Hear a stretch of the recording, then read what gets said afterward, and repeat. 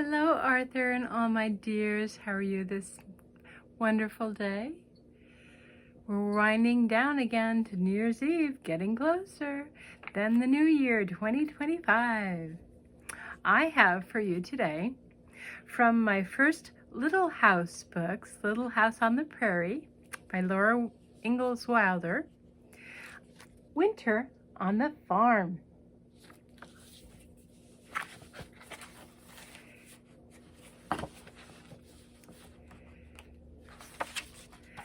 And here is in the barn a picture.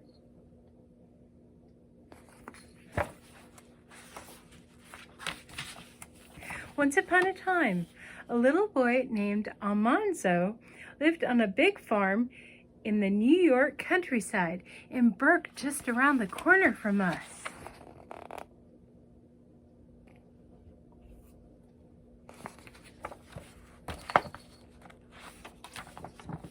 Almanzo lived on the farm with his father, his mother, his big brother Royal, and his big sisters Eliza Jane and Alice.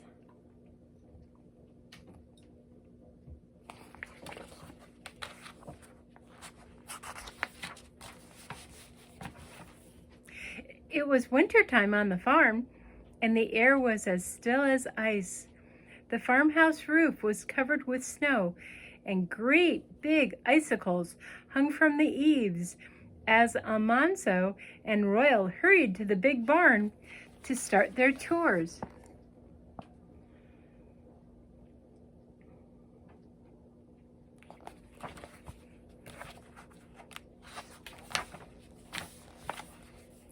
Almanzo always went first to the horses to touch their velvety noses. All the horses knew Almanzo, and their eyes shone softly when they saw him. How he longed to run his hands along their smooth necks. But Father did not think Almanzo was old enough yet to take care of the horses.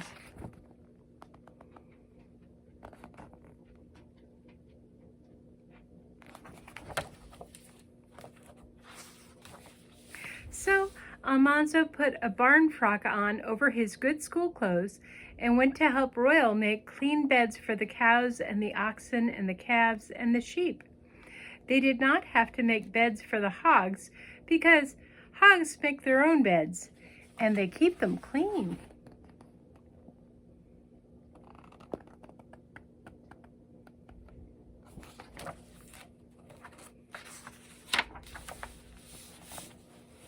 In one stall were Almanzo's own two little calves. One calf had a white spot on his forehead, and his name was Star. The other calf was bright red all over, and Almanzo called him Bright. Almanzo scratched around their little tiny horns because calves really like that.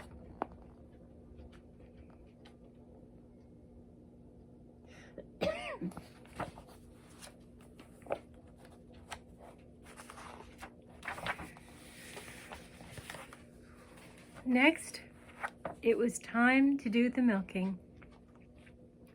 Almanzo took his own milking stool and sat in Blossom's stall to milk her. Swish, swish, the milk streamed into the pail while the cows crunched their carrots and the barn cats purred.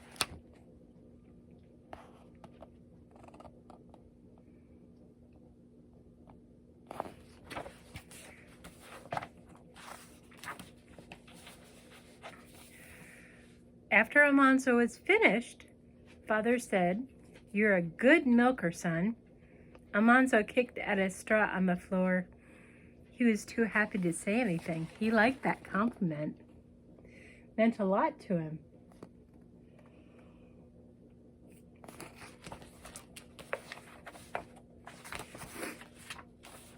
Almanzo and Royal waited while Father took the shining tin lantern and made sure that everything in the barn was snug for the night.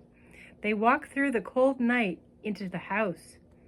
Almanzo was glad to get into the warm kitchen.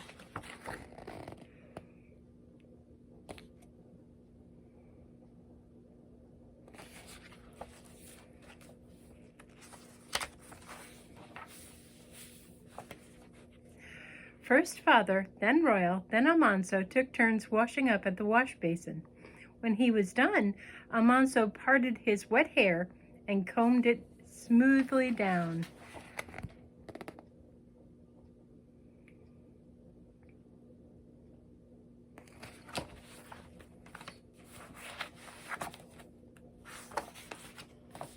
The kitchen was full of skirts swirling around.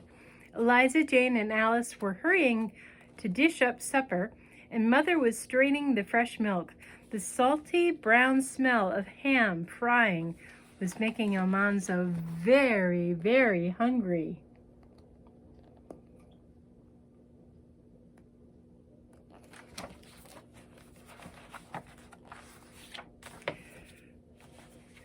Finally, Mother brought a big platter of ham into the dining room, and supper was ready. Father filled all the plates with food. Almanzo's plate was the very last one to be filled.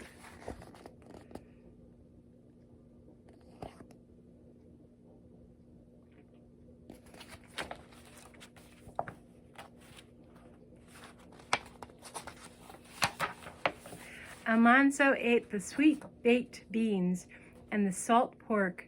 He ate the boiled potatoes and the gravy and the ham. Then he ate the bread and butter and the mashed turnips and the stewed yellow pumpkin. Last of all, he ate a large piece of pumpkin pie.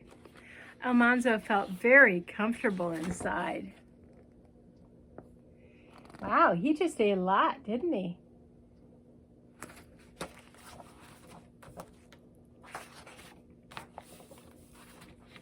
After supper, Father brought a big pitcher of cider and a panful of apples up from the cellar, and Royal popped some popcorn over the coals in the iron stove. Mother knitted and rocked while Eliza Jane read aloud from the paper, and Alice did her sewing. Almanzo sat by the fire eating apples and popcorn.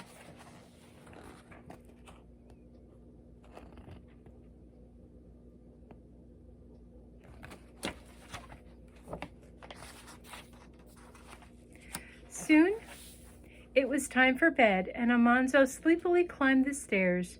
It was good to be a farmer boy. The little house books tell the story of a little pioneer girl and her family as they traveled by covered wagon across the Midwest.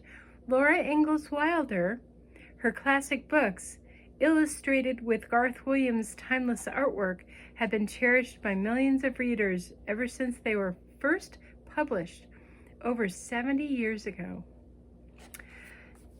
So, I hope you enjoyed. Please leave a like on the bottom if you did, and I will see you tomorrow. And don't forget, make sure to wear a hat when you go outside. It's cold. Love you all. Bye.